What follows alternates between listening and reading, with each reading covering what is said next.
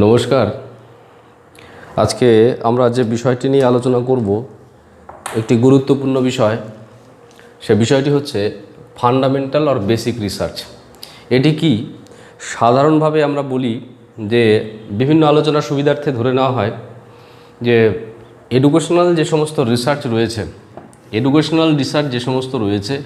সেই এডুকেশনাল রিসার্চগুলোকে সাধারণত আমরা কত রকমভাবে ভাগ করতে পারি, ভাগ করতে পারি। তো এই আলোচনা প্রসঙ্গে এই টাইপস অফ এডুকেশনাল রিসার্চ সম্পর্কেই আলোচনা প্রসঙ্গে মূলত হচ্ছে এই ফান্ডামেন্টাল বা বেসিক রিসার্চের কনসেপ্টটা চলে আসে। তবে আমাদেরকে এই প্রসঙ্গে মনে রাখা দরকার, এই ফান্ডামেন্টাল রিসার্চ বা বেসিক রিসার্চের যে বিষয়টি, সেটি শুধুমাত্র এডুকেশনাল রিসার্চের মধ্যে সীমাবদ্ধ নয়।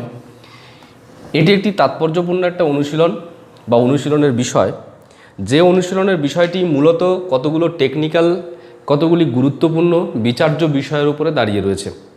প্রথম যে এই যে রিসার্চের যে টেকনিক বা রিসার্চের যে একটি মেকানিজম, রিসার্চের টেকনিক বা রিসার্চের যে মেকানিজম, সে মেকানিজম সম্পর্কে বলতে গিয়ে প্রথমে বলতে হয় যে এখানে একটা শব্দ ব্যবহার করা হয়েছে, বেসিক। অর্থাৎ যে গবেষণা মূলত কোনো বেসিক প্রবলেম বা কোনো বেসিক ডিফিকাল্টিস বা কোনো রকমের বেসিক ইস্যুকে কেন্দ্র করে বা কোনো বেসিক প্রবলেম সলভ করার উদ্দেশ্যে যে রিসার্চ হয়ে থাকে, সেই রিসার্চকে সাধারণভাবে বলা হচ্ছে বেসিক রিসার্চ বা ফান্ডামেন্টাল রিসার্চ। সাধারণভাবে মনে রাখা দরকার যে এমন একটা প্রবলেম রয়েছে যে প্রবলেমটা দেখা যাচ্ছে এটি একটি সমাজের কাছে, সোসাইটির কাছে, নেশনের কাছে, সর্বোপরি ব্যক্তির কাছে একটি অত্যন্ত জটিল সমস্যা। এই অত্যন্ত জটিল একটা সমস্যা, এই সমস্যাটার সমাধান সূত্র বের করার জন্য বা এই সমস্যাটিকে সমাধান করার উদ্দেশ্যে মূলত এই সমস্যাটির কী সমাধান সূত্র হতে পারে সেই বিষয়ে কিছু থিওরি ডেভেলপ করা, সেই বিষয়ে কিছু মৌলিক তত্ত্ব আবিষ্কার করা, মৌলিক fundamental theory, fundamental decision, fundamental concept. এই ফান্ডামেন্টাল কোনো থিওরি ডেভেলপ করার উদ্দেশ্যে যে রিসার্চ সাধারণভাবে করা হয়ে থাকে, সেই রিসার্চকেই ফান্ডামেন্টাল বা বেসিক রিসার্চ বলে চিহ্নিত করা হয় বা আখ্যায়িত করা হয়। আমাদেরকে মনে রাখা দরকার এই ফান্ডামেন্টাল রিসার্চের একটা তাৎপর্যপূর্ণ ভূমিকা রয়েছে। যেমন আমরা একটা এক্সাম্পল হিসেবে দিতে পারি, সাম্প্রতিককালে আমরা দেখেছি যে একবিংশ শতাব্দীর তৃতীয় দশকে আজকে আমরা গোটা বিশ্ব দেখছি যে এই কোভিড-19 একটি বিশাল বড় প্রভাব আমরা সমগ্র বিশ্বে দেখতে পাচ্ছি। এক অতিমারির এক অবস্থা গোটা সমগ্র বিশ্বে, সমগ্র দেশে, কিন্তু বিশ্বের প্রত্যেকটি দেশে এর প্রভাব আমরা স্পষ্টভাবে দেখতে পাচ্ছি। তাহলে এটি একটি ডিফিকাল্ট প্রবলেম, এটি ডিফিকাল্ট ক্রাইসিস। এই ডিফিকাল্ট ক্রাইসিস বা এই ডিফিকাল্ট প্রবলেমটাকে সলভ করার জন্য সমগ্র পৃথিবীর বিভিন্ন দেশের উন্নত দেশ বা উন্নয়নশীল দেশ, উন্নত রাষ্ট্র বা উন্নয়নশীল রাষ্ট্র, প্রত্যেকটি দেশেই কিন্তু এই কোভিড-19 যে এফেক্ট এবং এর যে প্রভাব থেকে সাধারণ মানুষকে, সাধারণ রাষ্ট্র ব্যবস্থাকে কি করে মুক্ত করা যায়, সেই জন্য কিন্তু বেসিক রিসার্চ বিভিন্ন জায়গায় হচ্ছে এবং ক্রমাগত হয়ে চলেছে। এর পরিপ্রেক্ষিতে আমরা দেখছি যে গবেষণার পরিপ্রেক্ষিতে আমরা জানি যে ভ্যাকসিন আজকে আমাদের হাতে চলে এসছে। এই ভ্যাকসিনটা কিভাবে এলো, কোন রিসার্চের মাধ্যমে এলো? মূলত হচ্ছে এই ভ্যাকসিনটা এলো যে রিসার্চের মাধ্যমে, সেটি হচ্ছে ফান্ডামেন্টাল রিসার্চ। অর্থাৎ একটা ডিফিকাল্ট প্রবলেম, এই ডিফিকাল্ট প্রবলেমটাকে সলভ করার উদ্দেশ্যে বা একটা ডিফিকাল্ট প্রবলেম থেকে কিভাবে বেরিয়ে আসা যায়, তার জন্য কি করা হচ্ছে? আমরা দেখেছি ভারতবর্ষের এই কোভ্যাক্সিন ভারতবর্ষে আবিষ্কার করা হয়েছে। যে গবেষণার মাধ্যমে, যে মৌলিক গবেষণার মাধ্যমে কোভ্যাক্সিনের থিওরি বা তার যে ফর্মুলা বেরিয়ে এসছে, সেই বেসিক রিসার্চটাই হচ্ছে মেইনলি হচ্ছে ফান্ডামেন্টাল রিসার্চ বা বেসিক রিসার্চ। এটি হচ্ছে নতুন কিছু সত্যের সন্ধান দিয়ে থাকে বা কোনো জটিল বা এরকম জটিল কোনো সমস্যার সমাধান সূত্র উল্লেখ করে থাকে বা খুঁজে পেতে সাহায্য করে বা নতুন কোনো থিওরি রচনা করতে সাহায্য করে, এই ধরনের গবেষণাগুলোকে সাধারণভাবে আমরা বেসিক রিসার্চ বা ফান্ডামেন্টাল রিসার্চ বলছি। তবে আলোচনার সুবিধার্থে আমরা কতগুলি গুরুত্বপূর্ণ এরিয়াকে লোকেট করে আমরা আমাদের আলোচনাটিকে চালিয়ে যাব। যে প্রথম যে বিচার্য বিষয় সেটি হচ্ছে, এখানে বলা হচ্ছে বেসিক রিসার্চকে বলা হচ্ছে এ স্টাইল, একটি রিসার্চের style, a style of scientific study, a style of scientific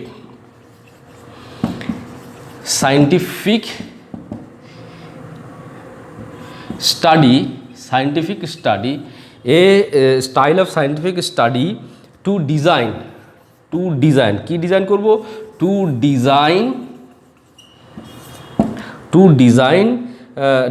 for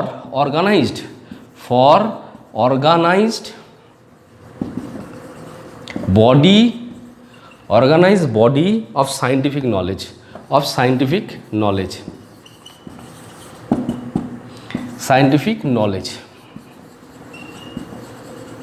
এই যে বিষয়টি, এই বিষয়টি কিন্তু অত্যন্ত তাৎপর্যপূর্ণ। এখানে বলা হচ্ছে এটি হচ্ছে এমন একটি গবেষণার যে একটা স্টাইল বা গবেষণার একটা কৌশল বা একটি ধরন, যেটি মূলত ডিজাইন করা হয়, যেটি মূলত ঠিক করা হয়, যেটি মূলত নির্বাচন করা হয় বা নির্ধারণ করা হয় মূলত সায়েন্টিফিক্যালি কোনো নতুন নলেজকে, সায়েন্টিফিক নলেজকে বা নলেজকে স্টাবলিশ করার উদ্দেশ্যে। অর্থাৎ সায়েন্টিফিক্যালি ভ্যালু আছে, scientifically accepted, scientifically reliable, scientifically valid, এই ধরনের জ্ঞান সৃষ্টি করার উদ্দেশ্যে মূলত যে গবেষণা হয়ে থাকে বা যে গবেষণা করা হয়, সেই গবেষণাকেই সাধারণভাবে বা সেই গবেষণার পেছনে যে গবেষণা বা অনুসন্ধানের যে কৌশল বা অনুশীলনের যে কৌশল আমরা বিশেষ রূপে দেখি, সেই অনুশীলনের কৌশলকেই সাধারণভাবে বলা হচ্ছে ফান্ডামেন্টাল রিসার্চ। এটা একটা সায়েন্টিফিক স্টাডি, এটা সায়েন্টিফিক স্টাডির একটি ধরন। এখানে মেইনলি কী করা হচ্ছে, এখানে মেইনলি সায়েন্টিফিক নলেজকে স্ট্যাবলিশ করার জন্য, সায়েন্টিফিক নলেজকে ক্রিয়েট করার জন্য, সায়েন্টিফিক নলেজকে ডেভেলপ করার উদ্দেশ্যে মূলত এই রিসার্চটি হয়ে থাকে। আমরা উদাহরণ হিসেবে আজকে আলোচনাতেই বলেছিলাম যে এই যে কোভিড-19 যে এফেক্ট, এই কোভিড-19 যে এফেক্ট, এর জন্য সমগ্র বিশ্বের বিভিন্ন জায়গায় সমাজ ব্যবস্থা যেভাবে প্রভাবিত হয়েছে, একই রকমভাবে অর্থনৈতিক অবস্থা প্রভাবিত হয়েছে, একই রকমভাবে প্রত্যেকটি মানুষের জীবনযাত্রা বিভিন্নভাবে প্রভাবিত হয়েছে। মর্টালিটি রেট সমগ্র বিশ্ব জুড়ে কিন্তু মৃত্যুর হার প্রচুর পরিমাণে বৃদ্ধি পেয়েছে। এর ফলে কি হচ্ছে, এর ফলে পপুলেশন ডেন্সিটিতে একটা ক্রাইসিস ক্রিয়েট হচ্ছে। এই ক্রাইসিস থেকে বেরিয়ে আসার জন্য কী পন্থায় এই প্রবলেমটাকে সলভ করা যায়, তার জন্য সায়েন্টিফিক নলেজ তৈরি হয়েছে যে রিসার্চের মাধ্যমে, এবং সায়েন্টিফিক নলেজ বা সায়েন্টিফিক থিওরি ডেভেলপমেন্টের মাধ্যমে কিন্তু তৈরি হয়েছে। আমরা জানি কতগুলো ভ্যাকসিন তৈরি হয়েছে এবং মেডিসিন তৈরি করার কাজও চলছে। যেমন কোভ্যাক্সিন তৈরি হয়েছে ভারতবর্ষে, বিজ্ঞানীরা বিভিন্নভাবে এই বিভিন্ন থিওরি যে গবেষণার মাধ্যমে তৈরি করেছেন এবং সেই থিওরিকে কাজে লাগিয়ে কোভ্যাক্সিন তৈরি করেছে। একই রকমভাবে কোভিশিল্ড বলে একটি ভ্যাকসিন আমরা জানি ইংল্যান্ড থেকে বেরিয়েছে, অক্সফোর্ড ইউনিভার্সিটি থেকে বেরিয়েছে। এরকম এই যে প্রবলেমের যে সলিউশন, সে সলিউশনের সূত্র বা তার থিওরি রচনার পেছনে, যে সায়েন্টিফিক নলেজ ক্রিয়েট করার পেছনে যে মৌলিক গবেষণা বা গবেষণার স্টাইলটিকে আমরা বিশেষভাবে পর্যবেক্ষণ করে থাকি, সেই পর্যবেক্ষণের সেই স্টাইলটি হচ্ছে বেসিক রিসার্চ। যেমন আমরা এই প্রসঙ্গে আমাদেরকে মনে রাখা দরকার যে এই যে এই ভাইরাসের এফেক্ট থেকে মানুষকে এই বর্তমানে যদি সেভ রাখতে হয়, তাহলে সেভ রাখার প্রসেস কি? সেভ রাখার প্রসেস হিসাবে এখানে যারা গবেষণার সাথে যুক্ত এবং তারা দেখেছেন গবেষণা থেকে যে থিওরিটি ডেভেলপ করেছেন, কি থিওরিটি ডেভেলপ করেছেন, যে না তো দুজন মানুষের মধ্যে কমপক্ষে 2 গজ ডিস্টেন্স, অর্থাৎ 6 ফিট ডিস্টেন্স যেন বর্তমান থাকে, পাশাপাশি হচ্ছে নাক, চোখ, মুখ ইত্যাদির মধ্য দিয়ে এই ভাইরাস প্রবেশ করতে পারে। সেজন্য সবসময় উপযুক্ত মাস্ক ব্যবহার করার কথা এখানে বলা হচ্ছে। তাহলে মাস্ক ব্যবহার করার পিছনে যে থিওরিটিক্যাল লজিক রয়েছে, এই যে ডিস্টেন্স মেনটেন করার ক্ষেত্রে যে থিওরিটিক্যাল লজিক রয়েছে, এই থিওরিটিক্যাল লজিক কোথা থেকে এসছে? যে গবেষণার মাধ্যমে যে সায়েন্টিফিক একটা নলেজ রূপে এস্টাবলিশড হয়েছে, সেই গবেষণাটিকে সাধারণভাবে বলা হচ্ছে বেসিক রিসার্চ বা ফান্ডামেন্টাল রিসার্চ। আমাদেরকে এই জায়গাটা কিন্তু মেনে রাখা দরকার যে এই সায়েন্টিফিক এটি একটি সায়েন্টিফিক স্টাডির একটা স্টাইল, এই ফান্ডামেন্টাল রিসার্চ। এখানে কিন্তু থিওরি তৈরি করার মধ্য দিয়ে বিষয়টিকে আবদ্ধ রাখা হয়। তবে এই প্রসঙ্গে মনে রাখা দরকার হয় যে কোনো থিওরি তৈরি করার মধ্য দিয়ে এই গবেষণা কাজটি সমাপ্ত থাকে, কারণ এখানে কিন্তু এটা দেখা হয় না যে এই যে তৈরি হওয়া থিওরিটি সেটা কতটা তাৎপর্যপূর্ণ হবে বা কতটা ভ্যালু ক্রিয়েট করতে পারে, কতটা প্রবলেম সলভ করতে পারে, সেগুলো নিয়ে কনসেন্ট্রেট করা ফান্ডামেন্টাল রিসার্চের অবজেক্টিভ নয় বা উদ্দেশ্য নয়। দ্বিতীয় যে বিচার্য বিষয়টি এখানে বলা হয়েছে, যে কথাটি আমরা বলেছিলাম, not focus on practical value, এই রিসার্চটি কিন্তু প্র্যাকটিক্যাল ভ্যালুতে কিন্তু কোনো রকমের ফোকাস করে না। অর্থাৎ কোনো একটা থিওরি তৈরি হলো, কোভ্যাক্সিন তৈরি হলো, কোভিশিল্ড থিওরি তৈরি হলো, কোভ্যাক্সিন তৈরি হওয়ার পেছনে একটা থিওরিটিক্যাল ফর্মুলা রয়েছে, সে ফর্মুলাকে কাজে লাগিয়ে কিন্তু কি হয়েছে, কাজে লাগিয়ে কোভ্যাক্সিন তৈরি হচ্ছে, কিন্তু ফর্মুলাটা তৈরি হয়েছে যে রিসার্চের মাধ্যমে। ফর্মুলা যখন যে গবেষকেরা তৈরি করেছিলেন তখন কিন্তু তারা এটা ভেবে তৈরি করেননি যে এর কতটা সুদূরপ্রসারী প্রভাব থাকতে পারে, তারা কিন্তু একটা ফর্মুলা তৈরি করেছেন, তার অ্যাকসেপ্টেন্স লেভেল, সিগনিফিক্যান্ট লেভেল ইত্যাদির পরিপ্রেক্ষিতে তারা কিন্তু একটা ফর্মুলা ডেভেলপ করেছেন, কিন্তু এই ফর্মুলাকে কাজে লাগিয়ে কোভ্যাক্সিন তৈরি হয়েছে। তাহলে এই যে ফর্মুলাটা যে গবেষণার মাধ্যমে বেরিয়ে এসছে সেটি হচ্ছে কিন্তু ফান্ডামেন্টাল রিসার্চ। কিন্তু ফর্মুলা তৈরি করার সময় কিন্তু এইটা কিন্তু মাথায় রাখা হয়নি যে এই ফর্মুলাটা কতটা অ্যাপ্রোপ্রিয়েট হবে বা এফেক্টিভ হবে, কিন্তু সেই ফর্মুলাকে কাজে লাগিয়ে আরেক রকমের গবেষণা পদ্ধতিতে আমরা দেখেছি সেই ফর্মুলাকে কাজে লাগিয়ে কোভ্যাক্সিন বা কোভিশিল্ডের মতো ভ্যাকসিন তৈরি করা হয়েছে। তাহলে এই যে ফর্মুলাকে কাজে লাগানো হচ্ছে, অ্যাপ্লাই করা হচ্ছে, অর্থাৎ থিওরি যখন অ্যাপ্লাই করা হচ্ছে কোনো রিসার্চে, তখন সেই থিওরি সেই রিসার্চের টেকনিকটির নাম কিন্তু আবার ভিন্ন হচ্ছে, সেটিকে যেমন অ্যাপ্লাইড রিসার্চ বলছে। তো সাধারণভাবে কোনো থিওরি ডেভেলপ করা হচ্ছে যে গবেষণার মধ্য দিয়ে, সেটি হচ্ছে ফান্ডামেন্টাল রিসার্চ, কিন্তু সেই থিওরিটিকে অ্যাপ্লাই করে তার ভ্যালু বা তার প্র্যাকটিক্যাল অ্যাপ্লিকেশন যখন জাজ করা হয় যে রিসার্চের মাধ্যমে, সেটি অ্যাপ্লাইড রিসার্চ। তাহলে ফান্ডামেন্টাল রিসার্চ কিন্তু কখনোই প্র্যাকটিক্যাল ভ্যালু বা প্র্যাকটিক্যাল ইউটিলিটিকে কনসেন্ট্রেট করে না। এই রিসার্চে শুধুমাত্র নতুন কোনো তত্ত্ব বা নতুন কোনো ফর্মুলা, নতুন কোনো থিওরি ডেভেলপমেন্টের উপরই কিন্তু অধিক পরিমাণে আলোকপাত করে থাকে বা গুরুত্ব দিয়ে থাকে।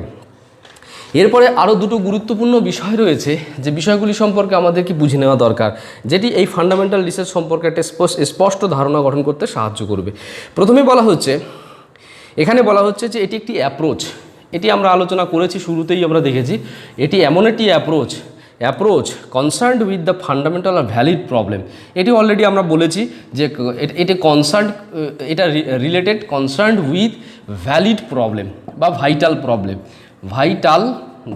প্রবলেম, যে সমস্ত প্রবলেমগুলো ভাইটাল, যে সমস্ত প্রবলেমগুলো অত্যন্ত ডিফিকাল্ট, যে প্রবলেমগুলো সলভ করাটা অত্যন্ত আবশ্যক, সে সমস্ত প্রবলেমগুলোর সলিউশন বের করার পেছনে যে গবেষণা মূলত মুখ্য ভূমিকা পালন করে থাকে, সে গবেষণা পদ্ধতি হচ্ছে ফান্ডামেন্টাল রিসার্চ। এরপরে আরেকটি বিষয় আমরা নিয়ে আজকের এই আলোচনাকে আমরা শেষ করব, সেটি হচ্ছে যে ফান্ডামেন্টাল রিসার্চ সম্পর্কে বলা হয়েছে যে অ্যাপ্রোচ টু ডেভেলপ। এটি হচ্ছে এমন একটা অ্যাপ্রোচ, রিসার্চের বা অনুশীলনের এমন একটা অ্যাপ্রোচ যেটি কী করে থাকে, approach to develop generalised principles and theories. এর কাজ কিন্তু মূলত এই principles, theory, generalisation and theories এই বিষয়গুলোকে তৈরি করার মধ্য দিয়ে, রচনা করার মধ্য দিয়ে, এগুলো ক্রিয়েট করার মধ্য দিয়েই কিন্তু ফান্ডামেন্টাল রিসার্চের বিষয়টি কিন্তু সীমাবদ্ধ থাকে।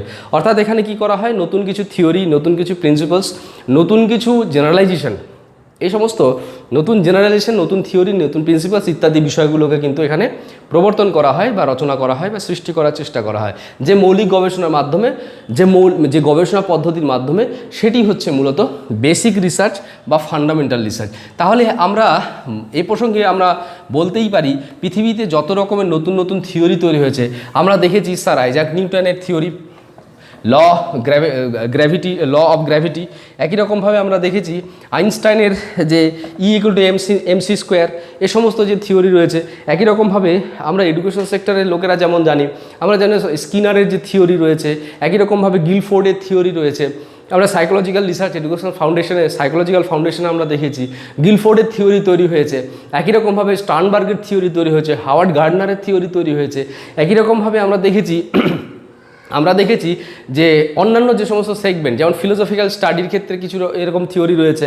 সমস্ত থিওরিগুলির মৌলিকতা রয়েছে, যে গবেষণার মাধ্যমে সে মৌলিকত্ব বা মৌলিক যে ক্যারেক্টারিস্টিক্স মূলত রিফ্লেক্ট হয়ে থাকে, সেই গবেষণাকেই সাধারণভাবে ফান্ডামেন্টাল রিসার্চ বলে উল্লেখ করা হয়। আপনারা মনোযোগ সহকারে বিষয়গুলি শুনলেন, তার জন্য আপনাদেরকে অসংখ্য ধন্যবাদ।